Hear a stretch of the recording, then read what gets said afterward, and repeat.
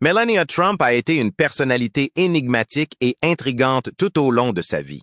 Les gens s'interrogent sur ses pensées, ses motivations et ses sentiments les plus intimes depuis qu'elle a été mannequin et jusqu'à sa position de première dame. Melania Trump s'est enfin exprimée, confirmant une rumeur de longue date. Et elle a 54 ans. Comment compte-t-elle l'expliquer? Qu'est-ce que cela signifie pour la compréhension que nous avons d'elle? Ne manquez pas d'écouter notre émission pour le savoir. Melania Knafs, anciennement connue sous le nom de Melanie Trump, est née le 26 avril 1966 à Novo Mesto, en Yougoslavie, aujourd'hui en Slovénie. En grandissant, elle a été marquée par le statut modeste mais privilégié de sa famille au sein de la société communiste. Son père, Victor Knafs, a gravé les échelons, passant de chauffeur à vendeur pour une entreprise publique de pièces détachées automobiles. Il a probablement progressé dans sa carrière grâce à ses relations avec la Ligue yougoslave des communistes, le principal parti politique du pays. Naselje Maroka était le complexe d'habitation familiale géré par l'État, et la mère de Melanie, Amalia, était créatrice de modèles pour l'entreprise de vêtements pour enfants Jutranjka, basée à Sevnica. Melanie et sa sœur aînée Inez n'ont probablement jamais rencontré Denis Sigonjaks, le demi-frère aîné de Melanie issu du précédent mariage de son père. Quels que soient les résultats du test de paternité, son père a continué à nier sa relation. Malgré son appartenance au Parti communiste yougoslave, qui prône l'athéisme, son père fait discrètement baptiser ses enfants en tant que catholiques, comme c'était la coutume à l'époque. La famille des Knafs a eu beaucoup de chance, contrairement à beaucoup d'autres dans les pays communistes. Ils parcouraient souvent l'Europe, et leur appartement se distinguait des autres par le contraste saisissant entre le décor feutré de l'époque et les murs aux couleurs vives de l'appartement.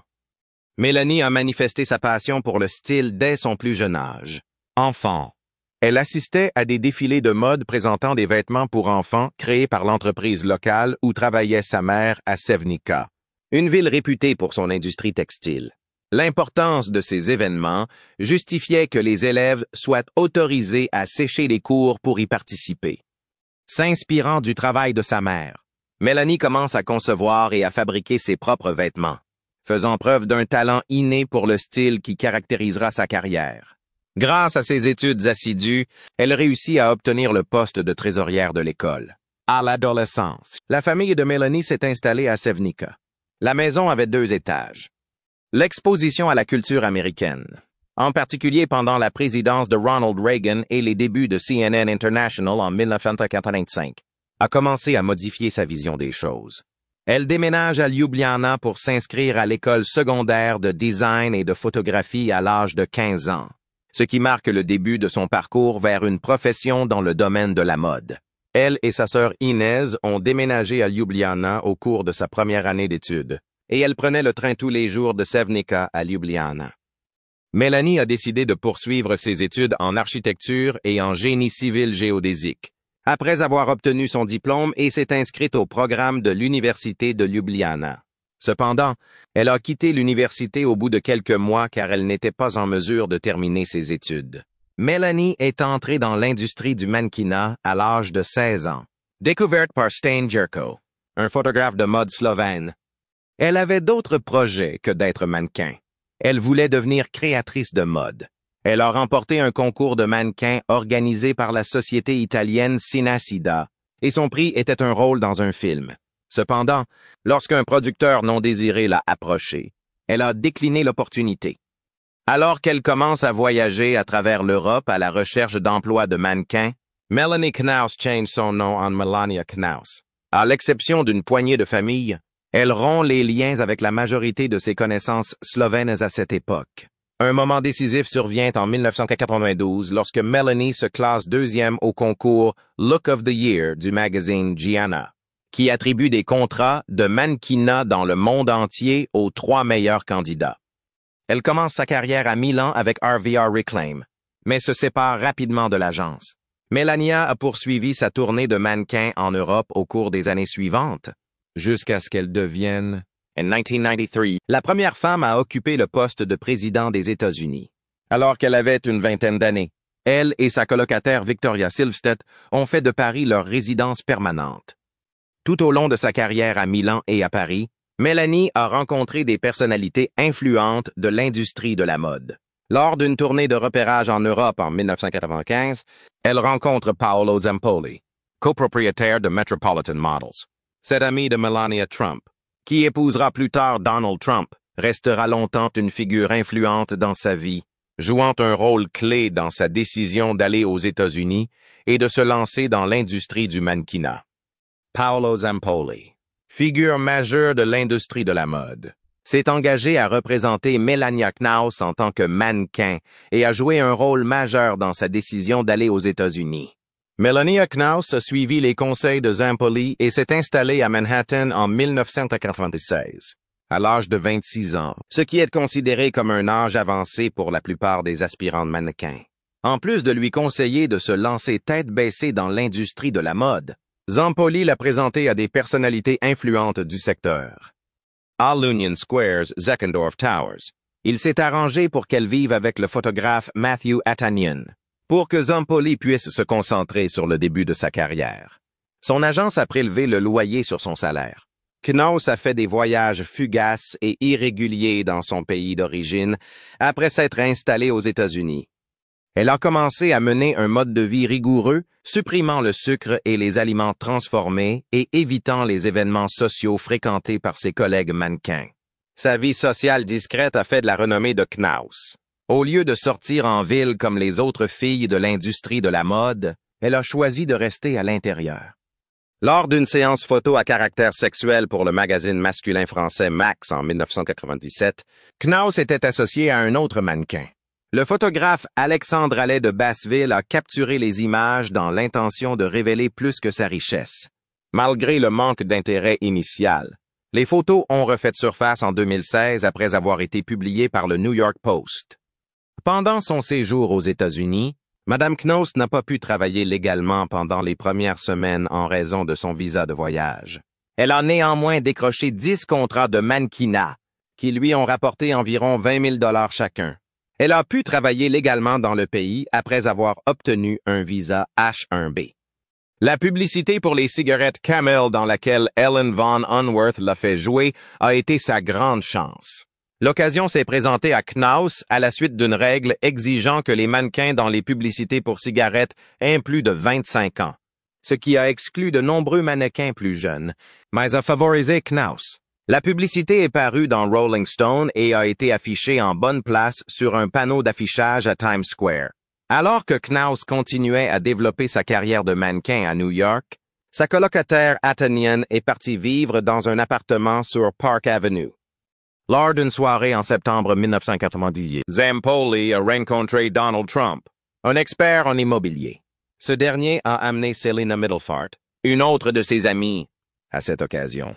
Trump a essayé d'obtenir le numéro de téléphone de Knaus, mais elle a refusé et a exigé qu'il lui donne le sien.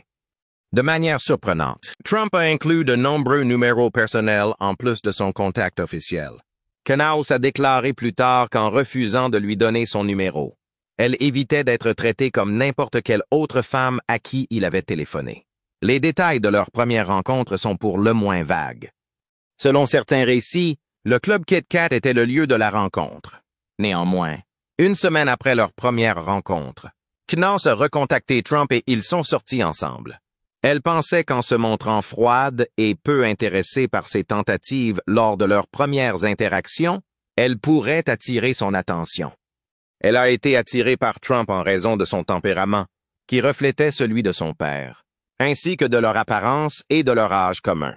En plus d'avoir eu accès au livre de Trump, The Art of the Comeback, qui décrit ses critères de recherche de relations. Knaus a tenu une conférence de presse le 8 septembre pour se vanter de ses réalisations, affirmant être renommé dans le monde entier et être l'un des 50 mannequins les mieux payés au monde. An auteur. Elle a insisté sur le fait qu'elle allait jouer aux côtés de Mickey Rourke dans un prochain film. Avant une autre campagne publicitaire potentielle pour des cigarettes, cette forme non conventionnelle d'autopromotion était destinée à rehausser sa réputation. Néanmoins, la campagne ne s'est jamais concrétisée et les affirmations qu'elle a, faites lors de la conférence de presse, ont pu être vérifiées par les journalistes.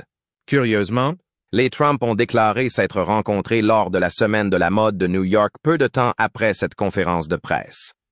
D'un autre côté, des rumeurs sur leur relation circulaient depuis un certain temps, selon plusieurs personnes de l'industrie. Knaus a quitté la Trump Tower après avoir appris que son ex-petite amie Kara Young avait quitté le bâtiment, et leur première relation a donc été de courte durée. Ils se sont cependant retrouvés une semaine plus tard et ont commencé à planifier leur avenir ensemble. La vie de Melania Knaus a radicalement changé lorsqu'elle a commencé à fréquenter Donald Trump, qui lui a ouvert de nouvelles portes et l'a fait connaître du grand public.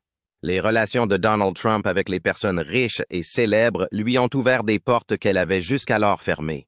Trump s'est distingué par la courtoisie avec laquelle il traitait les femmes qu'il fréquentait. Même les top modèles comme Knaus, contrairement aux nombreux hommes forts connus pour avoir abusé des femmes. Ce lien a immédiatement porté ses fruits. Knaus, qui partageait la profonde affection de sa mère pour Jacqueline Kennedy, a assisté à un banquet en octobre avec Trump et a rencontré des membres de la famille Kennedy. Il s'agissait d'un événement important pour elle. Au fur et à mesure que sa relation avec Trump s'approfondit, Knaus continue d'être mannequin tout en acceptant moins de travail et en lui consacrant plus de temps. Ses liens avec Donald Trump l'ont amené à faire l'objet d'un examen public d'une ampleur inédite. Après avoir participé à l'émission de Howard Stern en 1999 et répondu à ses questions à caractère sexuel, les deux hommes sont devenus célèbres. Quelle que soit l'ampleur des dissensions suscitées par l'interview, elle a contribué à attirer l'attention sur eux. Dans une démarche probablement influencée par son histoire avec sa première femme, Ivana, avec laquelle il a eu des différentes professionnelles après l'avoir promue à un poste de direction dans son entreprise. Trump a fréquemment invité Knaus à ses réunions, où elle était généralement louée pour sa beauté, mais où il lui était interdit de participer directement à ses projets d'entreprise. Lorsque Trump a annoncé sa candidature à l'investiture du Parti réformiste pour l'élection présidentielle en octobre 1999, Knaus est devenue encore plus importante.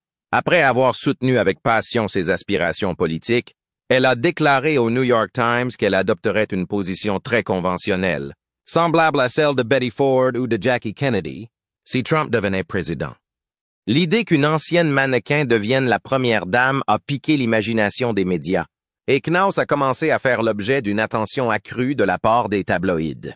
Ayant été l'un des premiers mannequins employés par Trump Model Management, l'agence fondée par Donald en février 1929, Knaus est restée activement engagée dans l'industrie de la mode pendant cette période. Elle a pu ouvrir plusieurs portes grâce à ses contacts avec Trump. Ses apparitions dans diverses publications et publicités ont été orchestrées par des associés de Trump.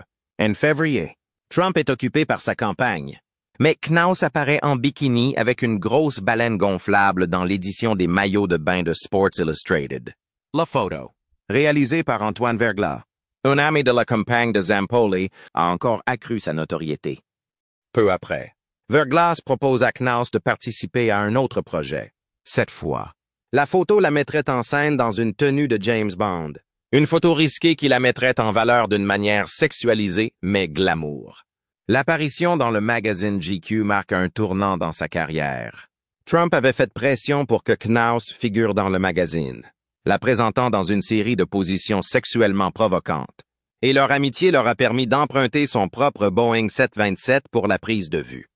Bien que le rôle de Trump dans l'organisation de la séance photo ait été dissimulé à l'époque, le fait qu'elle ait décroché le contrat a sans aucun doute eu un impact sur lui. Car le numéro de janvier de GQ contenait des photos provocantes et osées qui le mettaient au défi. Une autre photo bien connue de cette période montre Knaus dans une maquette du bureau ovale, combinant son image avec des symboles politiques. En janvier 2000, des rumeurs ont commencé à circuler selon lesquelles Knaus et Trump avaient rompu, mais personne n'a pu s'accorder sur la cause de la séparation, et des histoires contradictoires ont fait surface pour savoir qui en était l'instigateur. Un certain nombre de photos et de documents promotionnels montrant le couple ont été trafiqués avant d'être publiés pour refléter la rupture, ce qui a déclenché une frénésie médiatique. La rupture n'a toutefois été que temporaire. Quelques mois plus tard, ils se sont réconciliés, Dit même, l'association de Knauss avec Trump a eu un impact significatif sur son statut de résidente aux États-Unis. En 2001, elle a franchi une étape importante dans sa vie en obtenant sa carte verte, qui lui a permis d'obtenir le statut de résidente permanente. En 2002, Knauss et Trump ont renforcé leur relation en emménageant ensemble à la Trump Tower. Au-delà des affaires privées, Knauss a joué un rôle important dans la vie de Trump. Lorsque les candidats ont visité leur appartement en avril 2004, elle a fait ses débuts dans le jeu télévisé The Apprentice. Trump a demandé à Knauss de devenir sa femme le jour de son anniversaire, le 26 avril 2004, juste avant qu'il ne se rende au Met Gala. Comme Knauss ne l'avait jamais forcé à se marier et qu'elle avait contribué à son récent succès, selon la vie ultérieure de Trump, il s'est montré plus désireux de l'épouser. Par rapport au précédent mariage de Trump, Knauss était considérée comme une meilleure épouse, contrairement à sa seconde épouse, Marla Maples. Elle n'a pas provoqué de scandale public et n'avait pas le dynamisme d'Ivana. Knauss incarnait les qualités que Trump recherchait dans une partenaire de vie, une assurance doublée d'encouragement subtil. Elle était si importante pour Trump qu'elle a même signé un contrat de mariage sans problème avec Anna Wintour et André Leontelli. Knauss se rend à Paris pour choisir une robe de mariée à l'approche du grand jour. Elle a finalement opté pour une robe John Galliano. Faire la couverture de Vogue dans sa robe de mariée dans les jours précédant le grand jour a ramené sa célébrité aux yeux du public. Après leur mariage le 22 janvier 2005 à la chapelle Bethesda by the Sea de Palm Beach, en Floride, les heureux époux ont fêté leur union au club Mar-a-Lago de Trump, en présence d'un grand nombre de célébrités. Leur mariage était sous les feux de la rampe, et Knauss a planifié avec diligence le rassemblement pour le célébrer. Knauss a choisi de garder le mariage secret, malgré la suggestion de Trump de le diffuser sur NBC. Melania Trump a mené une vie d'opulence et d'attention publique tout en conservant un certain niveau d'indépendance et de vie privée après avoir épousé Donald Trump. Le Trump Tower à New York, le Trump National Golf Club à Bedminster, dans le New Jersey, et Mar-a-Lago en Floride sont les trois résidences principales de la famille Trump. Pour protéger sa vie privée, Melania a fait construire un spa au niveau du penthouse de la Trump Tower. Ils étaient proches, mais ils ont choisi des vies séparées et ont rarement passé du temps ensemble. Donald Trump a ouvertement déclaré que cette relation passive lui convenait parfaitement après une longue journée, car il n'avait pas envie de rentrer chez lui et de s'investir dans une relation. Bien qu'elle reconnaisse le travail exigeant de Donald et qu'elle insiste sur le fait qu'elle n'en avait pas seulement après son argent, Melanie aimait la nature transactionnelle de leur relation. Elle se montrait parfois pour de brèves apparitions lors d'événements avant de disparaître dans leur maison. Tiffany Trump, née du second mariage de Donald Trump avec Marla Maples et Donald Trump Jr., Eric Trump et Ivanka Trump, née du premier mariage de Donald avec Ivana Zelníková, sont les 4 enfants dont Melanie est devenue la belle-mère lorsqu'elle a épousé Donald. Melania entretenait des liens étroits avec Tiffany, qui n'avait que 6 ans lorsqu'elle a commencé à fréquenter son père. Melania s'est efforcée de faire en sorte que Tiffany se sente la bienvenue parmi ses demi-frères et sœurs, afin d'approfondir leur relation. Melania Trump a été très remarquée par les médias en raison de sa grossesse avec son fils Barron William Trump. Elle a fait 2 fois la couverture de Vogue alors qu'elle était enceinte, 7 fois en bikini et avec un manteau ouvert. Pendant sa grossesse, elle passe beaucoup de temps avec sa sœur à New York et ses parents, qui lui rendent souvent visite. Melania a été chargée de la construction d'une crèche à la Trump Tower et s'est rendue à une fête prénatale au célèbre magasin de jouets F.A.O. Schwartz, bien qu'elle ait demandé que tous les cadeaux et jouets soient donnés à un hôpital pour enfants. Melanie a donné naissance à Barron le 20 mars 2006. C'est elle qui a choisi son deuxième prénom. Donald a choisi son propre nom, qu'il avait déjà utilisé comme pseudonyme lorsqu'il dirigeait sa propre société de relations publiques. Après la naissance de Barron, Melanie a choisi de passer plus de temps à s'en occuper et moins de temps à participer à des activités avec son mari. Il était très clair que Donald ne jouerait pas un rôle actif dans l'éducation de leur enfant. Melanie lui a explicitement dit qu'elle ne voulait pas qu'il mette Barron au lit ou qu'il change ses couches plus tard. Elle avait la ferme intention d'élever Barron seule. C'est pourquoi, à l'exception des premières années. Elle n'a pas fait appel à des nounous. Le retour de Donald à la cour des top modèles suscite l'inquiétude de Mélanie, bien qu'elle n'ait pas été informée de l'existence des femmes qui, plus tard, ont déclaré avoir eu une liaison avec lui. Mélanie n'en a pas été informée, à l'exception d'un travail philanthropique occasionnel et d'une apparition remarquée dans une publicité pour Aflac. Melania Trump s'est surtout tenue à l'écart de la scène publique après son accession au trône. Avant que son mari ne critique souvent les règles d'immigration, elle a aidé ses parents à suivre le processus de migration en chaîne après être devenue citoyenne américaine le 28 juillet 2006. Melania et son fils Baron avaient tous deux la double nationalité slovène en plus de leur nationalité américaine. Mélanie n'avait guère d'autres connaissances que ses parents et son enfant, puisqu'elle passait la plupart de son temps dans les propriétés Trump. Lors de ses visites à Donald, ils regardaient ensemble leurs films préférés, tels que Sunset Boulevard et Autant en emporte le vent. Au fur et à mesure que Baron grandit, Mélanie dispose de plus de temps libre pour se consacrer à d'autres activités. En 2009, elle a lancé une entreprise de joaillerie et a déposé une marque de commerce pour son nom, Melania. Elle était tellement soucieuse de ne pas s'attribuer le nom de Trump qu'elle a même corrigé les journalistes qui l'appelaient Melania Trump. Melania fabrique chaque pièce à la main, en s'inspirant des maisons qu'elle a habitées 3 fois dans sa vie, à New York, Palm Beach et Paris. Chaque fois que de nouvelles collections étaient lancées, elles étaient immédiatement prises d'assaut. Melanie Marks Skincare est apparue pour la première fois sur la scène en 2011 avec une ligne de produits de soins de la peau incluant du caviar. La marque n'a cependant jamais été lancée. Selon la société, un litige est apparu lorsque la société de fourniture de produits, New Sunshine, a changé de direction et a annulé le contrat. Les Trumps ont été très bien servis par un fonctionnaire qui s'est avéré être un ami de la famille. Finalement, le tribunal a tranché en faveur de Mélanie, qui a pu régler le litige à l'amiable. Elle a entamé une action en justice en poursuivant l'entreprise pour 50 millions de dollars de salaires impayés. Melania s'est entièrement consacrée à ses enfants et a finalement quitté son entreprise de joaillerie après cette affaire. Lors de la course à la présidence de 2016, la décision de Donald Trump de se présenter a été fortement influencée par Melania Trump. Mélanie l'a convaincu de s'engager dans la campagne ou d'arrêter d'en parler, alors qu'il s'intéressait au sujet depuis toujours. Même si Mélanie n'était pas obligée de participer activement à la campagne, elle a fait savoir dès le début qu'elle ne le ferait pas.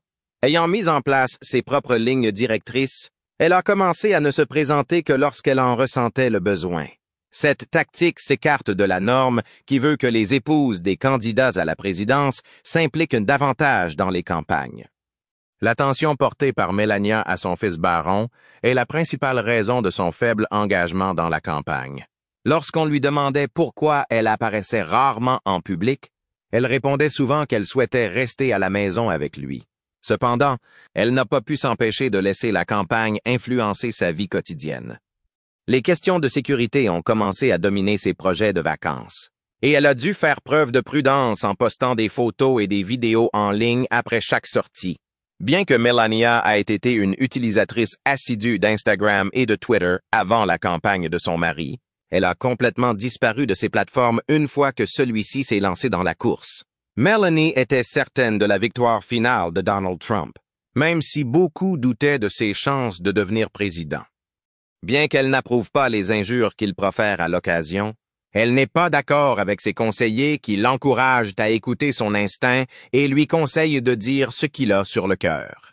Melanie a suivi la campagne de près depuis son domicile, prenant note des résultats des sondages et des interactions de son mari avec son adversaire. Elle est restée en contact étroit avec Donald et lui a fait part de ses commentaires en toute franchise à chaque occasion. Ses idées et ses encouragements étaient très recherchés. Malgré l'éloignement, Melanie a été un atout inestimable pour la campagne en raison de sa grande expérience en tant que mannequin. Elle était déjà à l'aise devant la caméra. Il n'a donc pas été nécessaire de faire appel à un conseiller en mode. Son expérience de mannequin lui a permis de garder son calme et sa sérénité lors de ses engagements publics. Elle pensait que ceux qui ne la connaissaient pas, mais cherchaient à attirer, l'attention l'avait qualifiée de timide en raison de sa démarche et de sa position. C'est pourquoi, malgré cette grâce, elle s'est opposée à ce que l'on dise d'elle qu'elle était timide. Pendant la campagne, ses premières tentatives de prise de parole en public ont été quelque peu timides. Donald l'a invitée à prendre la parole lors d'événements en novembre 2015 et en février 2016, mais elle n'a prononcé que quelques phrases à chaque fois. Dans le cadre de son approche prudente de l'engagement public, son premier discours programmé était prévu pour avril 2016. La campagne souhaitait que Melania soit plus active, mais elle restait prudente dans ses apparitions publiques. Elle était considérée comme particulièrement qualifiée pour donner vie à Donald et inspirer l'espoir de l'idéal américain du point de vue d'une immigrée. La campagne a aidé Melanie à faire les apparitions qu'elle avait choisies, Hope Hicks étant le principal point de contact. Si Hope Hicks gagnait sa confiance, Melanie serait en mesure d'évaluer le bien-fondé de tout engagement potentiel. Donald a eu davantage besoin de l'aide de Melania dans les États clés lorsqu'elle s'y est finalement présentée. Ses discours étaient davantage axés sur le caractère de Donald que sur sa politique. Pour marquer sa préférence pour Mike Pence, Melania a rendu visite à d'éminents candidats à la vice-présidence et a contribué à le choisir. Selon elle, le manque d'ambition de Mike Pence le rend moins susceptible de s'opposer à Donald que d'autres candidats.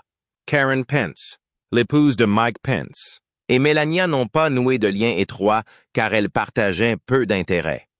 Melania a également eu des problèmes avec la campagne. Un super PAC soutenant Ted Cruz a produit une publicité d'attaque utilisant une photo nue de Melania Trump tirée d'un photoshoot de GQ avec le slogan « Meet Melanie Trump ». Rencontrez Melanie Trump. À l'avenir, vous serez la première femme. Vous pouvez également donner un coup de main à Ted Cruz mardi si vous le souhaitez. En conséquence, l'animosité entre Trump et Cruz s'est intensifiée tout au long des primaires républicaines.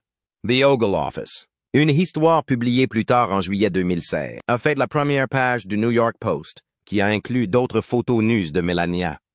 Malgré l'absence d'impact sur la campagne, Melanie a été tellement humiliée par ces photos qu'elle s'est retirée de la scène publique pendant 2 mois. Lors de la Convention nationale républicaine de 2016, le 18 juillet, Melanie a prononcé un discours qui a rapidement suscité la controverse. Il s'est avéré qu'une ligne du discours de Michelle Obama à la DNC de 2008 avait été reprise mot pour mot dans son propre discours. Interrogée, Melanie a déclaré qu'elle avait rédigé le discours elle-même avec peu d'aide. Aucun membre de l'équipe de Miss Trump n'avait vu le discours de Melanie à l'avance, ce qui est inhabituel dans le cadre d'une campagne présidentielle. Donald était furieux car il pensait que son équipe avait trahi sa femme. Melanie l'a pris personnellement et s'est sentie coupable d'avoir déçu la campagne. 2 jours plus tard, Meredith McIver, rédactrice de l'équipe Trump, a reconnu sa responsabilité en affirmant que Melania avait mal compris parce qu'elle s'était inspirée de certains passages du discours d'Obama. Malgré la controverse, le discours de Melania a offert un rare aperçu de son passé, puisqu'elle a parlé de sa famille slovène et de ses débuts en tant que mannequin. Après le discours, Melania s'est tenue à l'écart des projecteurs jusqu'à la toute fin de la campagne. La célèbre vidéo d'Access Hollywood, qui a fait surface en octobre 2016, 1 mois avant l'élection, a révélé un enregistrement de Donald Trump datant de 2005 et contenant des remarques sexuellement suggestives à l'encontre de femmes. Une tempête interne a éclaté au sein de la campagne de mai. Trump, lorsque cet enregistrement a été rendu public, les premières inquiétudes portant sur la réaction de Melanie Trump. Selon une source anonyme, 2 heures se sont écoulées avant que Donald Trump ne rencontre Melania, ce qui montre clairement à quel point il était bouleversé par la nouvelle. Vous risquez de perdre maintenant, lorsqu'ils se sont enfin entretenus. Melanie a déclaré en toute honnêteté, « Vous auriez pu tout faire capoter pour nous. » Puis elle est sortie de la pièce. Selon Michael Cohen, l'ancien avocat personnel de Trump, Melanie aurait conseillé aux responsables de la campagne de ne pas considérer cette discussion comme des discussions de vestiaire. Après la publication de l'enregistrement, Melanie a rompu ses relations avec Donald. Contrariée par le fait que sa campagne serait ternie par ses commentaires, elle a rejeté la stratégie de contrôle des dommages de la campagne en refusant de s'asseoir à côté de Donald ou d'apparaître avec lui dans une mise en scène pour ses excuses. Au contraire, dans son discours en faveur de Donald, Melania Trump a affirmé que la vidéo ne montrait pas l'homme qu'elle connaissait et a accusé de malhonnêteté tous ceux qui pensaient qu'il avait eu un comportement sexuel inapproprié. Melania a été irritée par l'attention médiatique accrue qu'elle a reçue à la suite de l'incident, d'autant plus que certains portraits d'elle étaient sympathiques. Des spéculations ont circulé sur le fait que sa décision de porter un chemisier Pussy Bow lors d'un débat présidentiel quelques jours plus tard était une réponse aux commentaires insultants de Donald dans l'audio. Melania est restée à la Trump Tower avec ses parents pendant une bonne partie de la journée électorale, tandis que le reste de sa famille continuait à faire campagne à l'extérieur. Afin de pouvoir présenter tendrement son fils Barron à la Maison-Blanche après l'élection de Donald, elle a déclaré qu'elle resterait à Manhattan jusqu'à ce que Barron ait terminé son année scolaire. Pour s'assurer que le patrimoine de Barron serait préservé, elle a renégocié son contrat de mariage avec Donald à la même époque. Melania est non seulement la première dame née à l'étranger, mais elle est aussi la première citoyenne américaine naturalisée à porter ce titre depuis Louisa Adams. Elle prétendait parler couramment de nombreuses langues, mais tout le monde n'a pu l'entendre parler couramment que le slovène et l'anglais.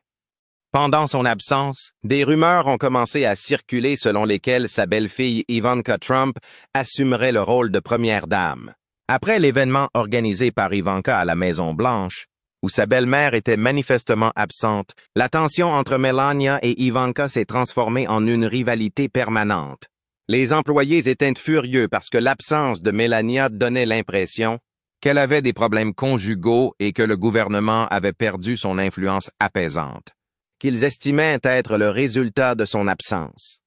En dépit de ces difficultés, Melania a conservé son statut solide à la Maison-Blanche. Elle était connue pour son attitude cordiale et sa capacité à rester discrète. Melania Trump a acheté et remplacé plusieurs meubles de l'ère Obama lors de la redécoration de la Maison-Blanche.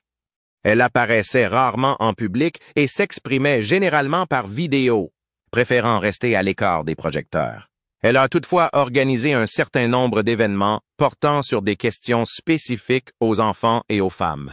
Dans le cadre de sa participation aux événements de la Maison-Blanche, elle a supervisé la rénovation de nombreuses pièces et la construction du filet de football de Barron sur le terrain de la Maison-Blanche.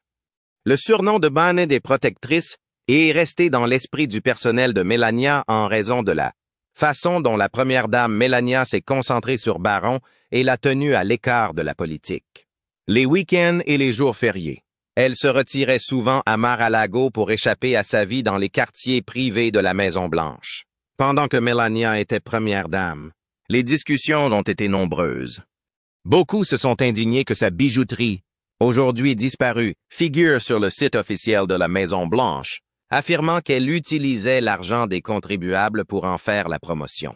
En février 2017, elle a intenté une action en justice contre le Daily Mail, invoquant la diffamation causée par des allégations selon lesquelles elle avait déjà travaillé pour une agence d'escorte. L'action en justice a ensuite été recentrée sur les difficultés émotionnelles plutôt que sur les opportunités professionnelles perdues. Après que des enquêtes sur ses attentes en matière d'opportunités professionnelles en tant que première dame ont jeté le doute sur ses espoirs. La nouvelle de la romance présumée de Donald Trump avec l'actrice pornographique Stormy Daniels a éclaté au début de l'année 2018. Et Melania en a souffert émotionnellement. De ces faits, Melania a fait moins d'apparitions publiques et a même pris la décision, rare pour une première dame, de se rendre seule au discours sur l'état de l'Union, au lieu d'être accompagnée par Donald. En mai 2018, Melania a passé près d'un mois à l'hôpital après une intervention destinée à soigner une maladie rénale. Malgré son amélioration apparente et son retour au travail en juin, les rumeurs et les théories du complot ont